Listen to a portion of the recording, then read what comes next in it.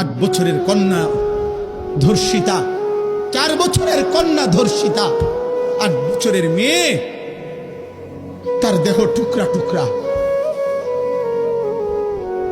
দেহ টুকরা টুকরা। তোমাদের কাছে আমি একটা ছেলের কাছে বলি, আব্বা, আমি রাজনীতির মানুষ না, কিন্তু আমার একটা কথা, আমার এই বাংলাদেশে 92% মুসলমানের বাংলাদেশে, যেই বাংলাদেশে 3 লক্ষের চাইতে বেশি মসজিদ আছে, প্রতিদিন 5 ওয়াক্ত নামাজের আজান হয়, চারিদিকে এত দাড়ি টুপিওয়ালা মানুষ, এত মসজিদ, এত মাদ্রাসা, 30 লক্ষের মতো তালেবে ইলম যেই বাংলাদেশে মাদ্রাসায় পড়ালেখা করে, সেই পবিত্র ভূমিতে 8 বছরের বাচ্চা মেয়ে যদি ধর্ষিতা হয়, 8 বছরের মেয়ে যদি তার শরীর কল্লা যদি আলাদা করে ফেলে, কাইটা টুকরা করে ফেলে, আগামীর সমাজ বাঁচবে কিভাবে? এই সমাজে তো তোমাদের বোনও আছে,